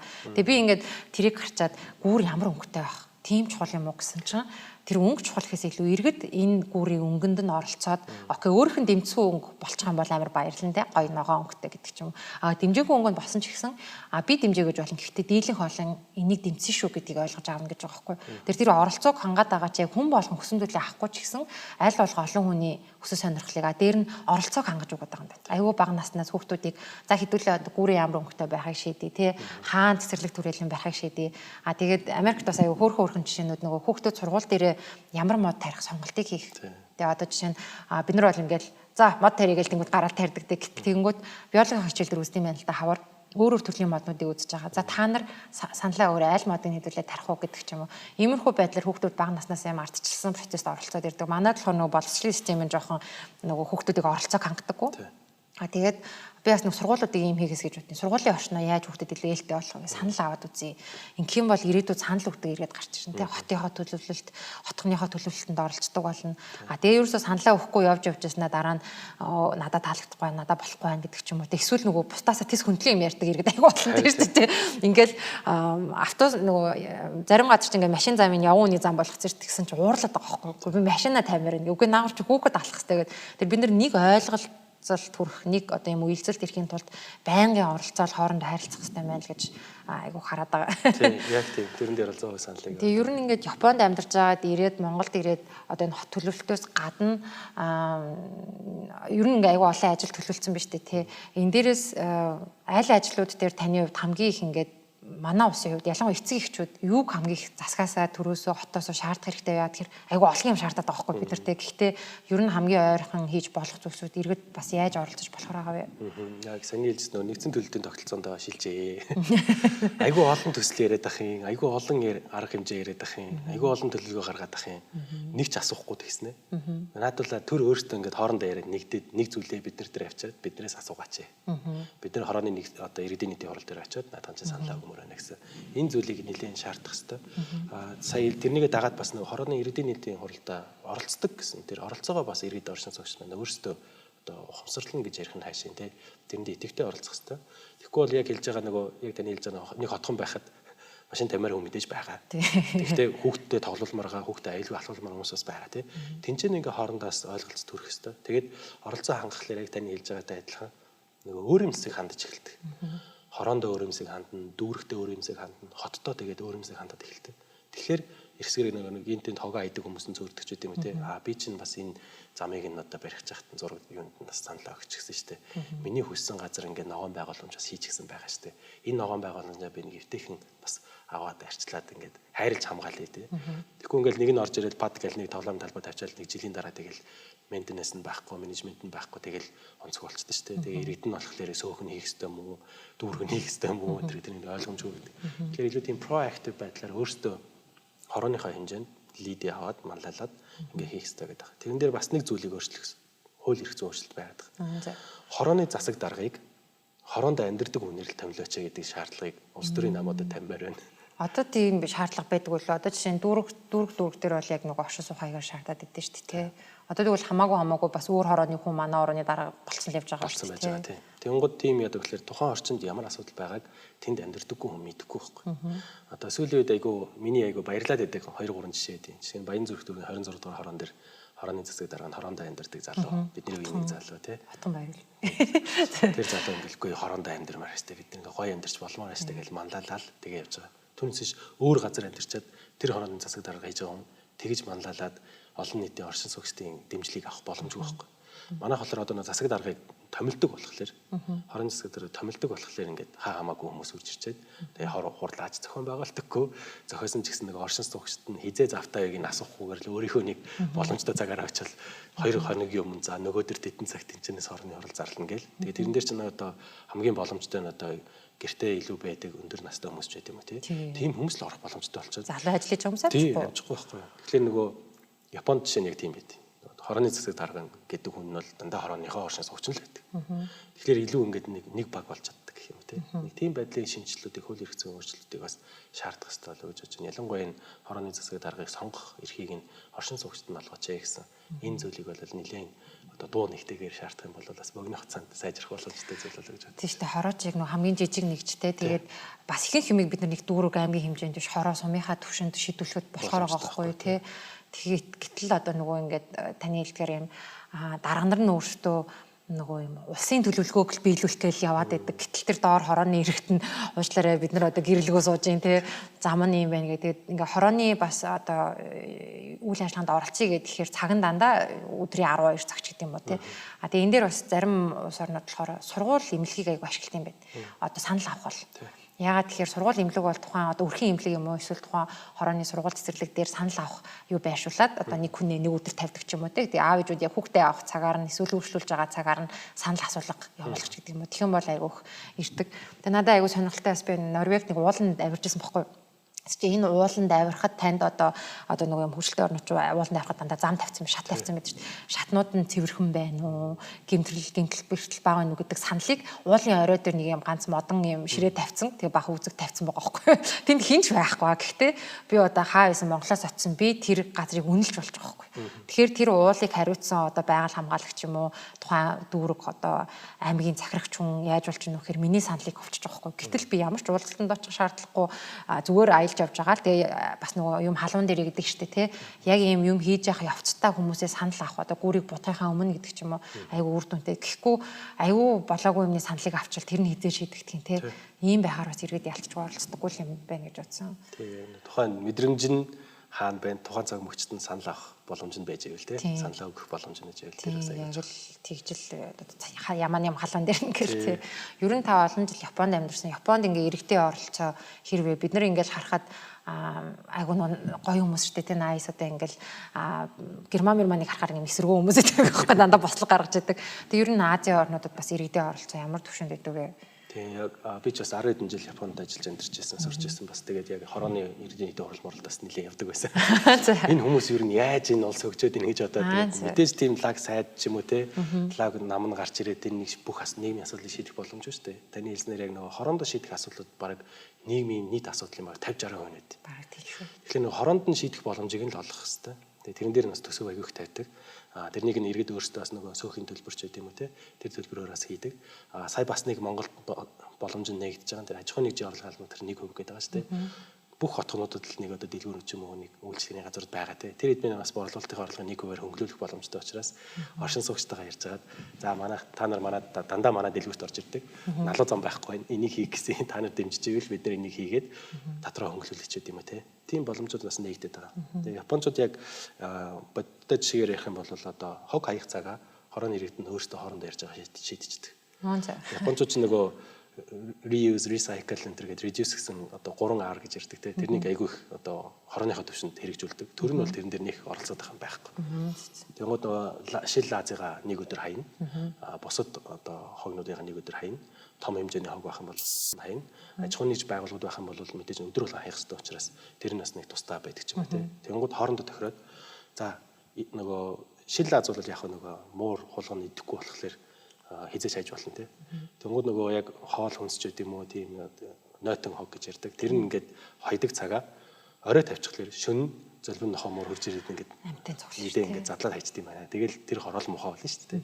Тэнгууд хоорондоо ярьж байгаа за хэдүүлээ өглөө 7 цагаас 9 цагийн хооронд яг нөгөө ажилдаа явах цагт нь хогийн машин ирдэг болчихё. Тэгэх юм бол энэ чинь цэвэрхэн дараа нь цэвэрлэн гэдэг нэг хоёр дахь ажил нь бас гарахгүй тий. Тэг яг тэр цагаар нь л тэр нөгөө дүүргийнх нь хогны машинд явал хороогоор нөөр цагаараа явал ингээл цуглуулж авчиж байгаа байхгүй. Тэгээд тэрэн дээр бас давуу тал байгаа. Нөгөө Шил Аза хорон өөрөө зараад эхэлдэг. Бүгдээр ялгаж хаяад байгаа болохоор тэр чинь нөгөө боловсруулдаг үйлдвэр нь тэр чинь худалдаж авах хэрэгтэй шүү дээ. Тэгээ манайх бол яг нөгөө хүмүүс ингээд зөөгөөж юм уу энд эсвэл зарим байгууллагууд яг нэгдсэн байдлаар цуглуулдаг байгаа.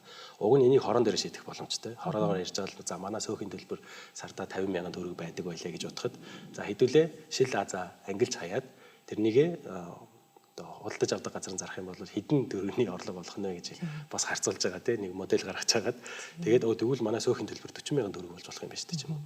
Тийм байдлаар ингээд яг нөгөө өөрсдөө оршин суугч нар өөрсдөө хамтраад proactively асуудлаа шийдэе гэдэг энэ соёл айгүй чухал байгаад байгаа. Японд ч гэсэн тэгнүүрэл хөгжсөн юм билээ. Тэгээ сая хэлсэн нөгөө иргэдийн оролцоог хангахтаа гол нь өөрсдөө хийх боломжийг бас олгоод байгаа. Сая та хэлсэн нөгөө сургуулиуд нь ингээл ногоо тарьдаг ч юм уу тийм байгаад байгаа шүү дээ. Яг би бас high school Японд байсан болохоор сурч байсан болохоор ахлах сургуульд энд бас ингээд нөгөө хавар болохоор ингээд ногоо тариулаад гэж юм аа тий. Тэг ингээд нөгөө ургацаа хурааж авангууд нөгөө үдийн цайны цагаар нь өөрийнх нь хүүхдүүдийн тарьсан ногоо нь өөрсдийнх нь идэх хоолн болоо гараад ирж байгаа. Тэгэхээр нөгөө өдөр тутамдаа хөдөлмөрийн үр шин гэдэг зүйлийг ингээд мэдрээд байгаа. Тэгээ тэрэн дээр нөгөө Япончууд баг ихэнх л тариачд байсан хүмүүс юм чинь. Нөгөө эргэн тойрны дээр хорооны одоо ахмадууд нь бас хурж ирээд сургуультайг нь хурж ирээд одоо хүмүүстэй чаддаг нь зааж өгдөг ч юм уу. Ингээд тэнгууд нөгөө хүүхдийн аюулгүй байдлаас хангагдаж байгаа хэрэг. Нөгөө хүүхдүүд тэр хавийнх нь оршин суугч нар хинбэ гэдгийг таньдаг болчихсон. Хамтдаа ногоо тариад хамтдаа ингээд юм хийгээд хурааж аваад хоолоо хамтдаа хийгээд ихлээр чинь нөгөө мэдээж танилуд болол тий болчихж байгаа болохоор тэгэхээр нөгөө аюулгүй байдал нь хангагдаад шинэ оройн цагаар болоод хүүхдэн жоохон сургууль дээр оройтсан байсан ч гэсэн тэр хүүхэд одоо айдас хүүцгүүгээр гэрлүүг харих боломжтой ч юм. Тийм байдлаар ингээм жижиг шийдлүүдийг л оновчтой байдлаар иргэд өөртөө хийх боломжийг нь олгоод тэгэхгүй ингээл нэг дарга нь гарч ирэл за би танаа хогийн чинь бүгдийн шагаал ингэ ч юм уу яаж ч гэдэг тийм боломж бол хомстой. Яг зарим улс бол чаддаг юм билээ л дээ. Гэтэ Монгол улсад таарах нь бол би бол тэр юм болов гэж бодоод байгаа. Яг таны хэлдэг нөгөө хүүхдийн хөдөлмөр одоо нийгмийн бүх гишүүдийг оролцуулдаг модель Монголд ялцчих шаардлагатай болцгаа. Тэгэхээр бусад орн хүн ихтэй. За одоо хятад би сая ингээл хятад руу явж үзэхэд ерөөсөө нэг ажлыг нэг л хүн хийж. Хажууд нэг хүн тийм олон хүнтэй юм ч одоо нэг бодлын ажлын байр үүсгэх хэрэгтэй тий хувийн хвшил төрн нөгөө талаасаа манад одоо үнэхээр хүрьяач тийм олон хүн байхгүй тий одоо ингээд заримдаа хавар болол хавар жишээ нь за хэдүүлээ нөгөө юугаа цэвэрлээ те хогоо цэвэрлээ өвөл болохоор алтраагаа арилгаа гэхээр манайхан бид нэр хотод татвар төлсөн сөөхийн төлбөр төлсөн гарахгүй гэдэг байхгүй. Гэтэл манайх нөгөө яаж тэр төлбөрийг төлсөн нийт хүн ам нь цөөхөнтэй ажилтны цөөхөн дээр нь их ахэр хүүтэн өвөлтэй оронд энийг байнга цэвэрлж байнга одоо ингээл иргэд оролцохгүй л бол хаягдан те. Тэгээ иймэрхүү юмн дээр бас иргэд оролцоотой байх нь өөрсдөд нь ч хэрэгтэй хамгийн чухал нөгөө өөртөө хүүхдээр гарт юм байна. Хүүхэд өөрийнхөө ингээд оролцоо цэвэрлээд одоо ингээд гадаад тоглоомын талбарт дээр очиж хүүхдэд аягүй хог хайдаг байхгүй. Хэрвээ энийг хүүхдүүд хамтдаа цэвэрлдэг те энэ үйл хөдөлмөрт оролцдог байх юм бол хог хайх нь багасна. Тэгэхээр хүүхдээ хогтой зуралдуулахгүй ч юм уу те ингээл хамгаалах хэрэгслийн бид нар ч одоо багтаас л субботикт гардаг байлаа шүү дээ. Бэлигээ зүүж байгаа л энэ болгон чинь бид нарыг бас нэг хог хайдаггүй иргэн болгож төлөвшүүлсэн иргэний боловсрол байгаа байхгүй. Өнөөдөр иргэний боловсрол гэдэг хичээл ороод идэг. Харангуйтай хүүхдүүд нь хогоо хаяад аав ээж нь одоо гарцуу газар зам гараад ихаар тэр нөгөө боловсрол бол зүгээр цаасан дээр үлдчихэж байгаа. Тэр миний Япон, Герман гэл нөгөө хөгжилтэй орнуудыг гоё хотуудыг очиод үзэхээр цаана нь нөгөө мундаг том хот төлөвлөгч эсвэл амар том хотын дарга биш иргэн болгоны хариуцлага оролцоо байгаа байхгүй тий. Тэгээ ер нь одоо манайх жоохон буруу хөгжсөн хотоо гэд хэлэхэд илүүдэхгүй байх. Ер нь бол жоохон буруу хөгжсөн одоо жишээ нийтийн талбай гэж юм байхгүй. Алхах замч бараг байхгүй. Арай гэж машины замыг гаргаж чинь те бүр гэтэл одоо ер нь ингээд хөгжсөн орнууд өөрчлөгдсөн түүхүүд байдаг уу одоо машин төвтэй байж байгаа арай илүү гайгүй нийтийн талбайг хамгаалсан ч юм уу юм хүү жишээнүүдээс суулцж болох уу бас жоохон урам зориг өгөөд тийм манайхан бас нэг зүйл дээр би жоохон сөрөг хандлагатай тий шинэ хот барья нүүгээд шинээр барьчвал хамаарчтай гэж яриад тий тийм байдлаар асуудлаа шийдсэн улс байдаггүй бүгд одоо байгаагаар засаж сайжруулад шийддэг ер нь. Тэгээ сая хэлсэнчлэн иргэд нь өөртөө оролцоотой болж шийдсэн байдаг. Одоо Нью-Йорк ч гэдэг нь бас адилхан ингээл төрөөс нь бүх хогийг зэвэрлж өгөх гал бүх одоо гудамжийг гоёлох гол ингээл нэлээд үдсэн 60 70 айгүй төсөв мөнгө зарцуулаад тэгээд амжилтанд хүрээгүй байхгүй. Тэгээд яг сонирхолтой жишээ гэх юм бол тэр үед 60 70 оны үед Роберт Мозес гэдэг хүн одоо хотын даргын одоо хөгжлийн корпорац гэх юм уу тий. Тэр юуг нь хариуцдаг тийм хүн их эрх мэдэлтэй Нью-Йорк хоттой. Нью-Йорк хот ч өөрөө татварын орлого аяг өндөр болохоор. Тэгэл тэр мөнгө ашиглаж байгаа л хэвээр хортны замууд пат барайл. Тэр нөө Central Park энэ гэж ярьдаг тий. Тэгээ голд нь байдаг Washington Square Park гэж ярьдаг тий. Тэдрийг ингээ бүр ингээ нураагаад дээгүүр нь хортны зам бариад тэгээ тийм хийн гээл том төслөл яриад яг нөгөө мэрэгжлийн хүн тэгээд улс төрчүүн тэрнийг яг нэг шийдлийн нэг хэлбэр байж болно. Гэхдээ нөгөө талаас нь иргэдийг оролцуулаач гэгээд босч ирсэн бас нэг супер вумен байдаг. Ер нь манай барилгын салбар дотор бас нэлээд барилга хот байгуулалтын салбар дотор бол олон улс даяар их багш гэж хэл болохоор эмэгтэй байгаа. Jane Jacobs гэдэг. Тий өөрөө сэтгүүлч эмэгтэй. Гэхдээ яг ингээд нөгөө манайхаар бол одоо их юм 3 4 тандэрдэг эмэгтэй байжсэн чил хүүхдийн тоглоом талбайг нураагаал офисоор нэг л ороод ирсэн чил тийхгүй гэл ингээл эсэргүүцэл тий. Тэгээ тэр сэтгүүл Jane Jacobs-ын шаардсан зүйл бол ерөөсөө тэрээс иргэдийн оролцоог дуу хоолойг сонсож оролцоог нь хангаж өгөөж бид нэр өөрсдөө хангалттай ногоон байгууламжтай одоо хог хаяггүйгээр цэвэрхэн байлгаад аваад явах боломжтой бид нэр хүүхдүүдтэйгээ нийлээд хогийг ангилж хаялаад одоо ногоон цэцэг модыг нь тариад ингээ гоё болгочих боломжтой. Тэрнийг нь биднэрт хийгээл өгөөч гэсэн тийм активист гэх юм уу те дүүл ажиллагаа маш их хэрчтэй бараг 10 гаруй жил тасралтгүйгээр тууштайгаар хийсэн. Тэгээ тэр нь ч гэсэн сүүлдээ тэр Роберт Мозес, Jane Jacobs хоёр эвлэрсэн л дээ эцсийн дүндээ бол хайл таллаатай л хамтдаа хийчих гэсэн байна.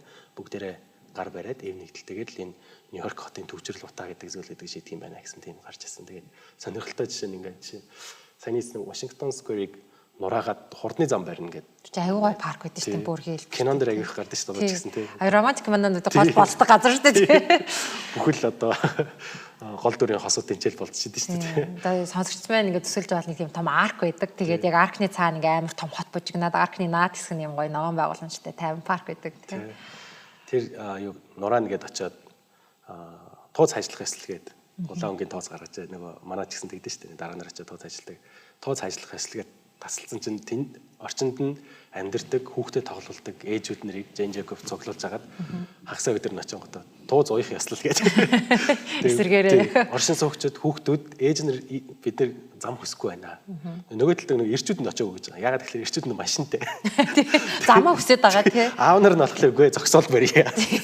Хурдны зам хий. Өргөн зам болгоё гэдэг идсэн чинь ээжүүд хүүхдүүд нь бүгдээрээ очингуудаа тууз уях яслал гэж уяал тавьчихж байгаа байхгүй. Тэр нь тэгсэн чинь аауд нь ойлгож эхэлж байгаа байхгүй. манай хүүхдүүд чинь манай эхнэр чинь ийм юм өсөж байгаа юм биш үү тий. Ахмадууд ингээд машин биш өөр зүйл өсөж байгаа юм байна гэд. Тэгээд явсаар гад аауд нь бас нэгдээд тэгээд ер нь бид нэр ингээд нөгөө нийтийн тэрээр зорчдөг болмоор байна. Метрогоо бариадаг. Автобусаа явуулаадаг. Тэгэх юм бол бид нар ажилдаа зүгээр ингээд машин гүүгээр явах боломжтой байна гэж шаардлагатай. Одоо Нью-Йорк хот чинь нэлээд олон метроны шугамтай, автобусны юм ч гэсэн тажгүй шүү дээ. Гэхдээ стил басан жоохон төгжрөл ихтэлтэй төв хэсгээрээ.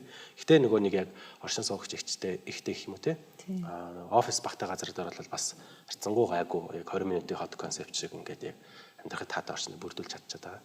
Тэг ер нь нийтийн тээвэр сайтай яг бид нар ингээл Америк л утгаар айгүйх за LA ч юм уу тийм хотод бол нийл хурдны зам байдаг. Тэгээ яг тийм газар амьдрах нийтийн тээвэр сайтай газар амьдрах хоёр айгүй ялгаатай санагдсан.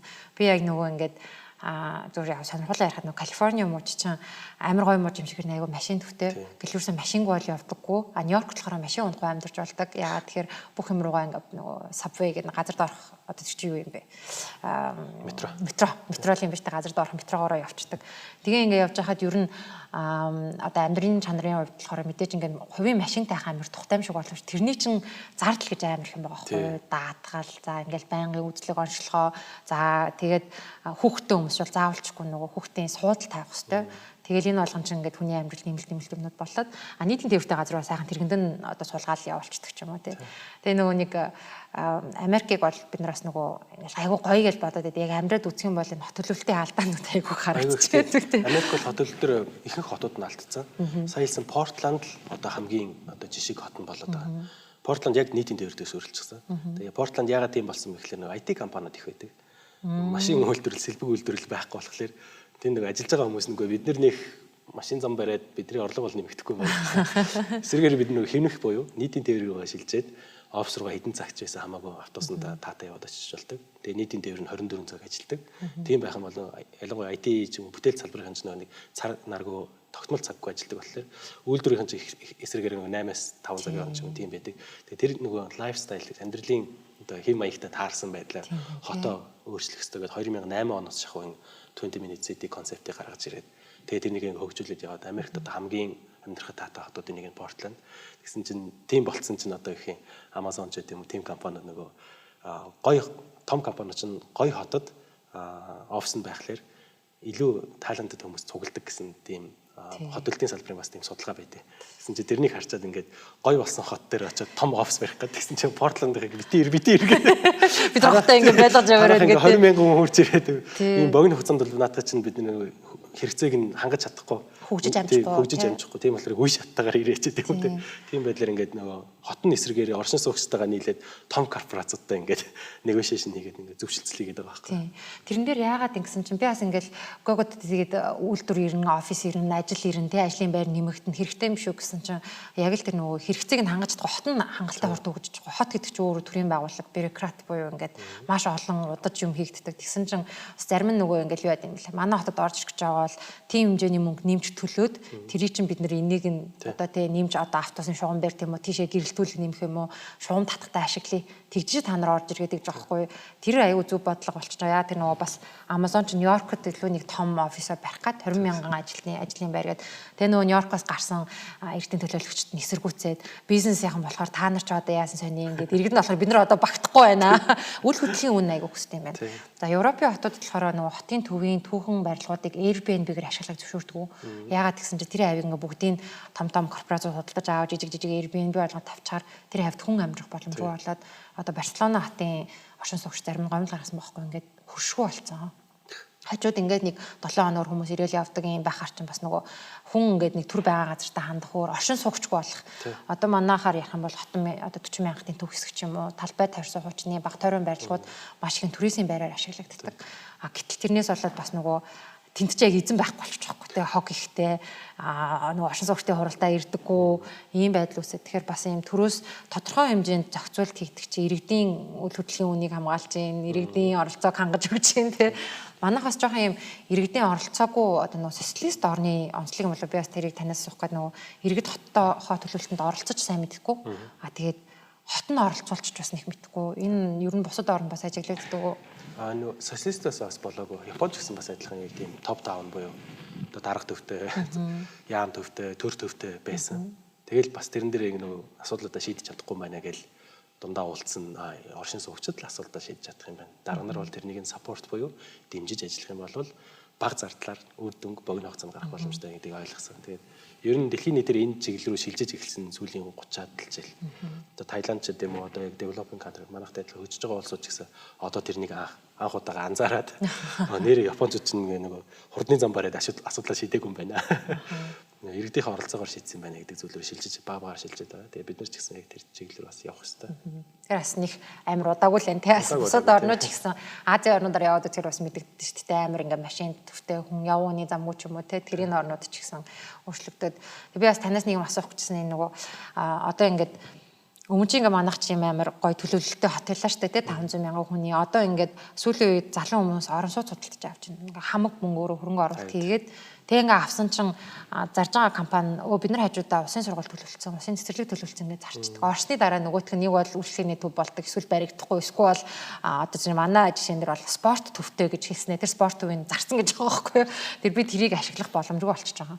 Иймэрхүү тэгэхээр энэ барилгын салбарыг ингээ зөвшөөрлийг манах яаж болгох юм бэ? Анханасаа ингээ хотыг төлөвлөхдөө одоо та нар хаана сургуулаа төлөвлөхийн хаана хотоо төлөвлөхийн гэсэн төлөвлөлт гардыг юм уу ер нь? Тийм тэрийг энэ жоохон онцгой яриач болчих магадгүй. Тэгээ хүмүүс сонсоод авбалтаас манайх ингээд Улаанбаатар хотыг одоо сая 2020 он хүртэл хөгжлийн ерөнхий төлөвлөгөө гэж 2003 онд баталж байсан. Тэгээд нийтээр хөгжлийн ерөнхий төлөвлөгөө гэдэг бол концепт буюу одоо тийшээ бид нар чиглэнэ гэсэн тий. Одоо зарчмаал яриад байгаа юм л да.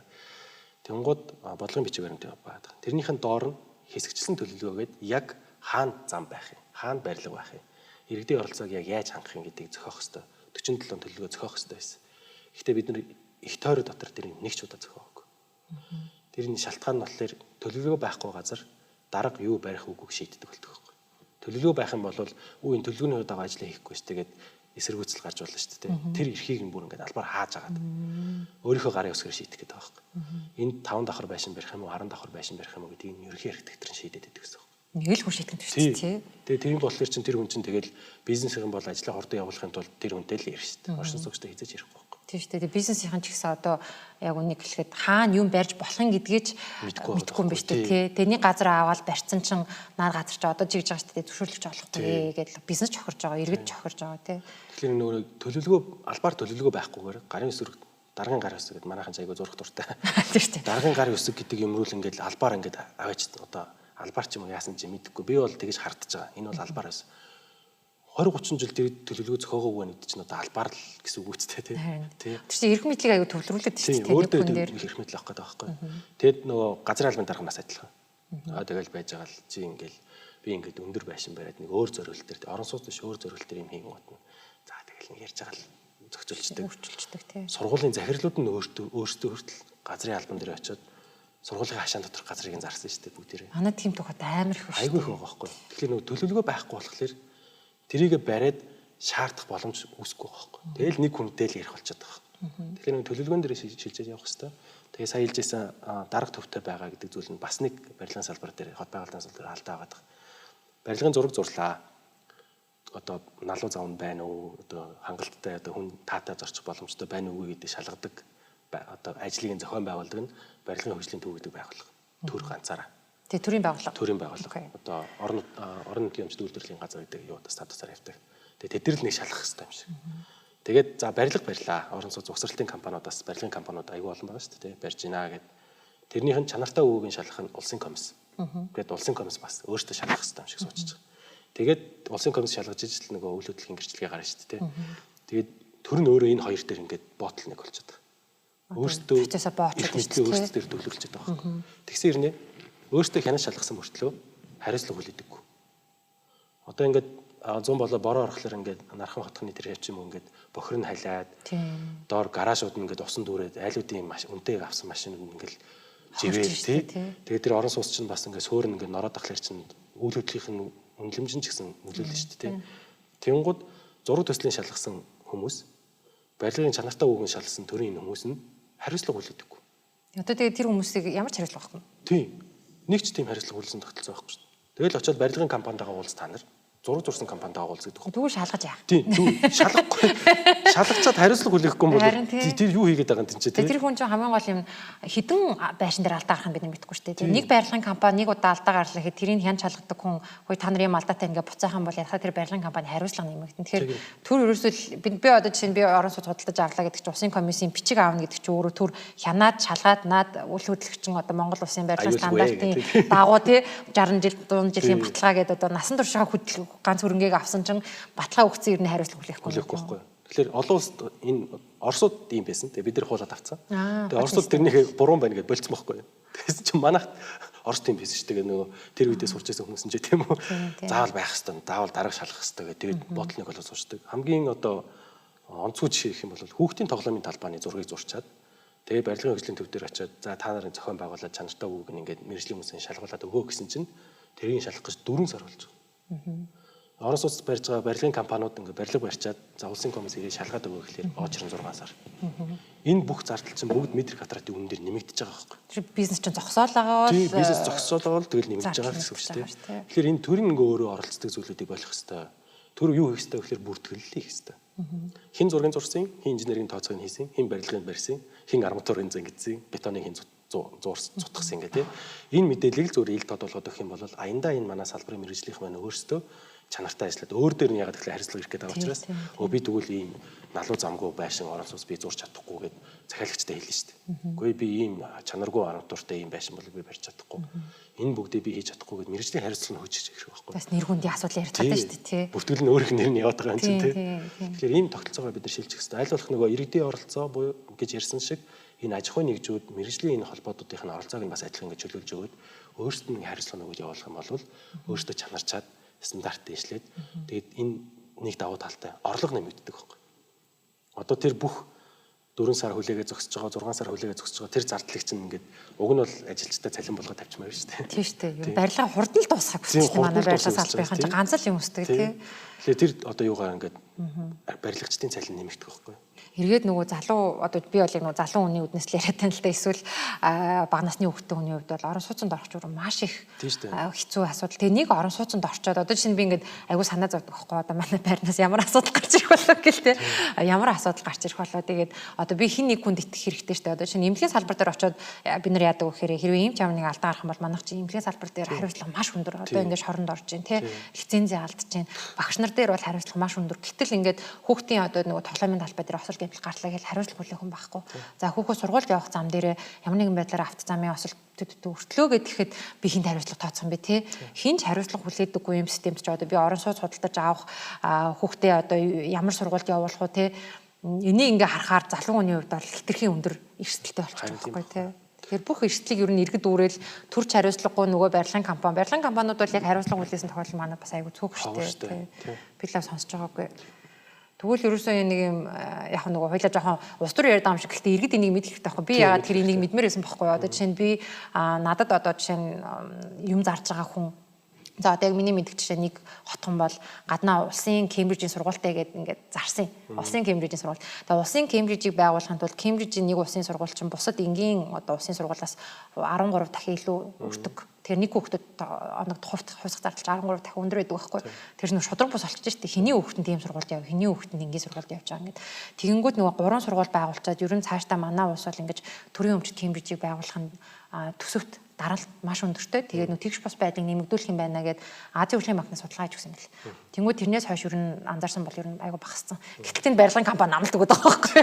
Тэгээ би ингээд нөө худалдаж авч байгаа хүмүүст нь одоо мэддэг бол энийг ингээд мэддэг бахан бол тэр барилгыг авах хэсгээ шийдвэр өөрөөр гаргана штэ тий. Ягаад тэгэхээр окей хэрвээ энэ өндөр төлбөрт 50 сургууль олно гэх юм бол манай гэр бүл дийлэхгүй мэн гэдэг ч юм. Өнөөдөр ингээд зарим хэсгүүдний төлөө юг харахаар хөгжлийг харахаар сургууль байгаа гэж хэлээд байдаг сургууль нь байдаггүй тий. Хүүхдээ ингээд авааччаад одоо хотын төв рүү автобус машинаар зүүж байгаа хгүй. Гэтэл та нар хүүхдээ зөөлөө байдаг. Гэтэл үнэхээр сургууль цэцэрлэггүй байдаг.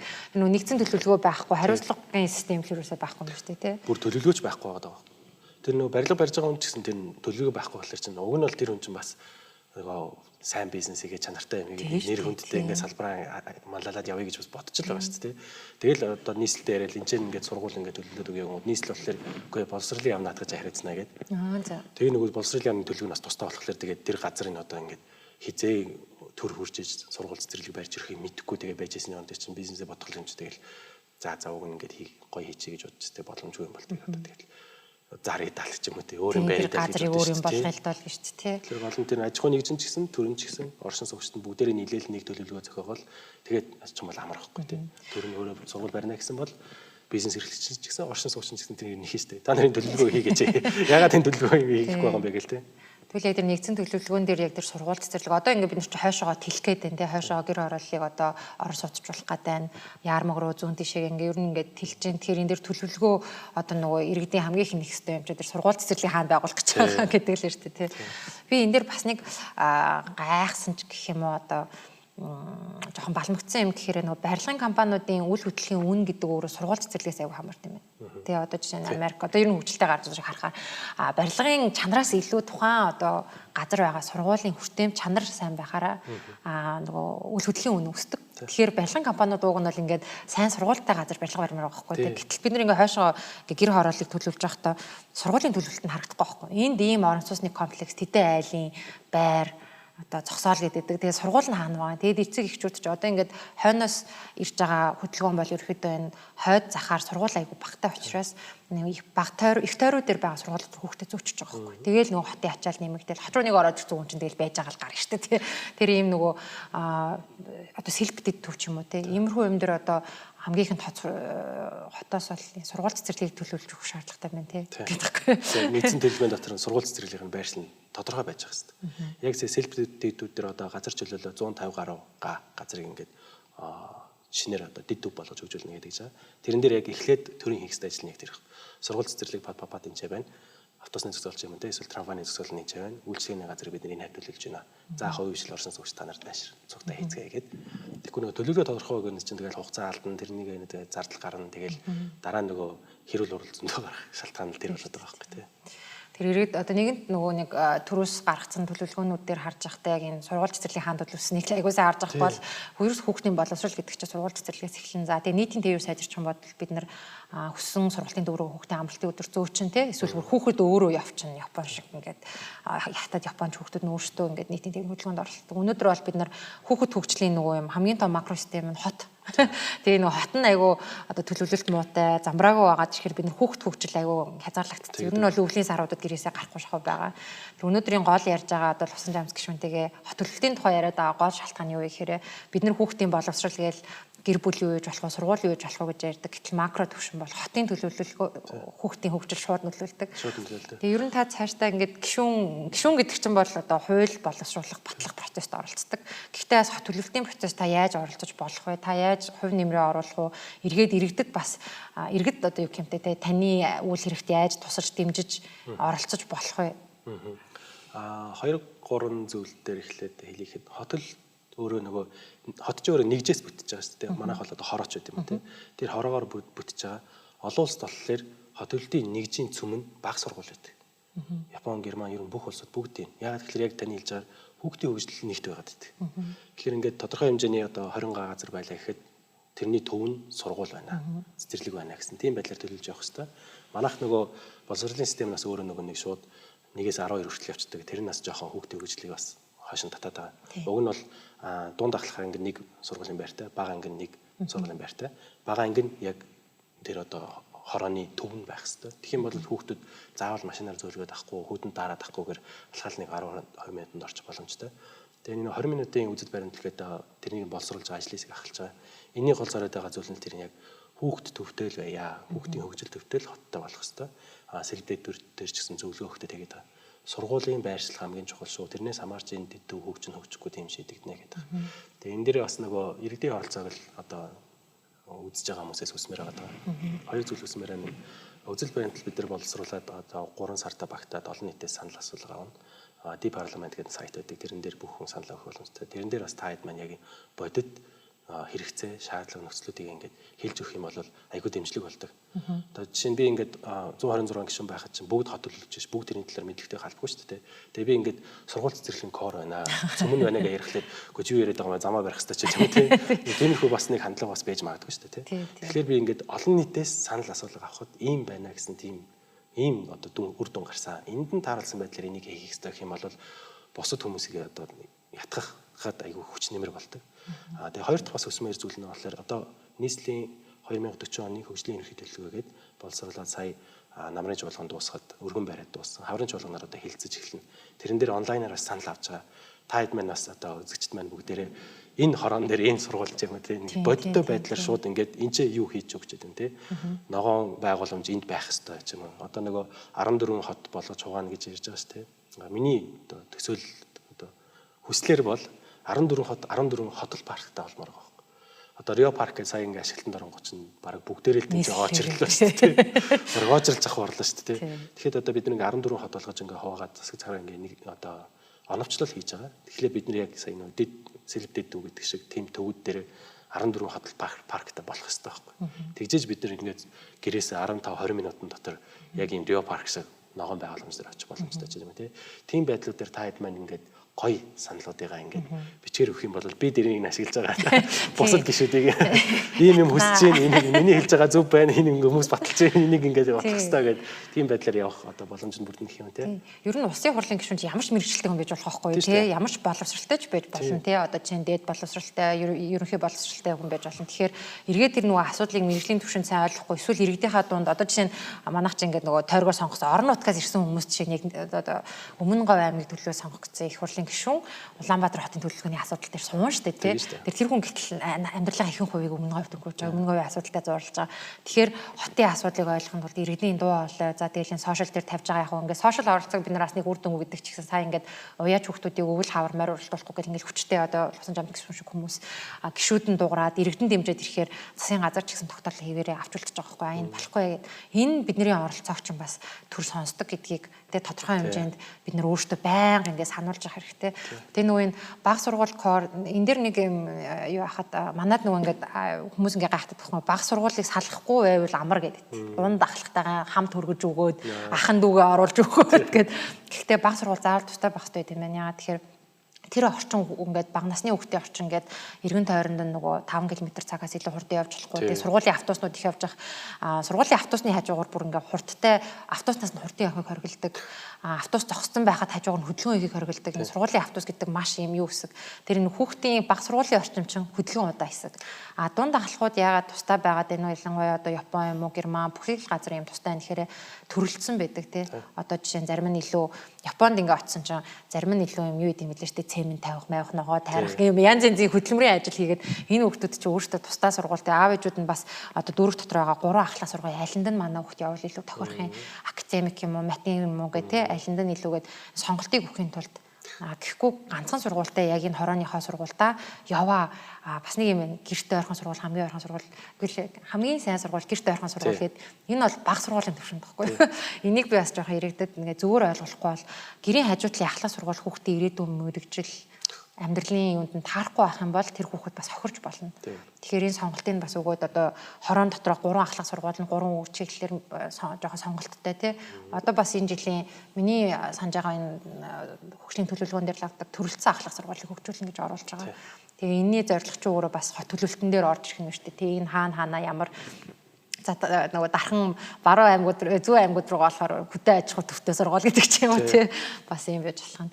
Тэгэхээр нэвтрүүлгийн маань урилгыг подкастын маань урилгыг авч оролцсон их хурлын гишүүн Лусан Жавтаа маш их баярлалаа.